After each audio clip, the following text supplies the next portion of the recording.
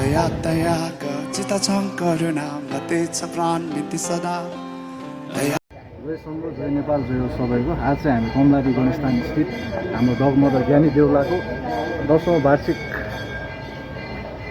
शोकमा चाहिँ हामी दीप प्रज्वलन गर्दैछौँ र हाम्रो डगमदर ज्ञानी देउलाको बारेमा अलिकति केही कुराहरू गर्नुपर्दा चाहिँ जब कि नेपालमा अथवा काठमाडौँमा कुनै पनि यस्तो एउटा केयर सेन्टर हाम्रो भैरव डगहरूलाई हेर्ने कुनै पनि संस्था केही पनि थिएन होला जहाँसम्म लाग्छ है। त्यो टाइममा आज बितेकै 10 वर्ष हुनु भइसक्यो भने जस्तो उहाँको बित्नु अगाडिको कार्यकालमा उहाँले धेरै भैरवहरूलाई उद्धार गर्नु पनि भएको छ।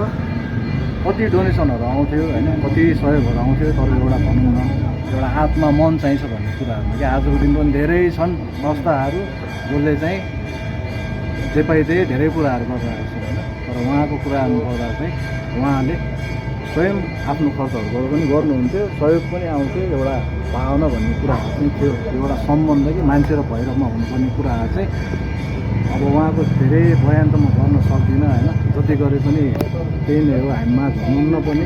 तर उहाँको कति कुराहरू युट्युबमा हेर्न सक्नुहुन्छ है, फेसबुकमा पनि छन् होला, कति पेजमा छन् होला होइन। डगमदर ज्ञानी देउला हाम्रो हजुरहरूले देख्नुहुन्छ है।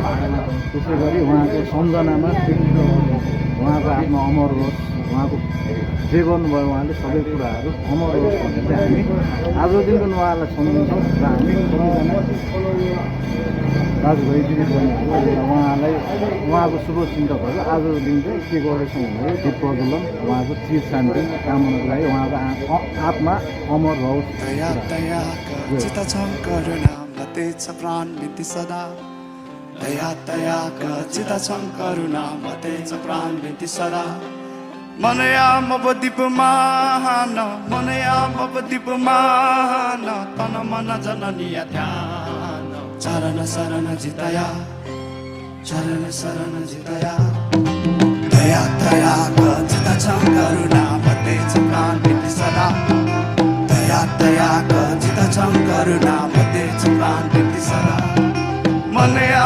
मवदीपमान मनया मवदीपमान तन मन जननीय ध्यान चरण शरण जितया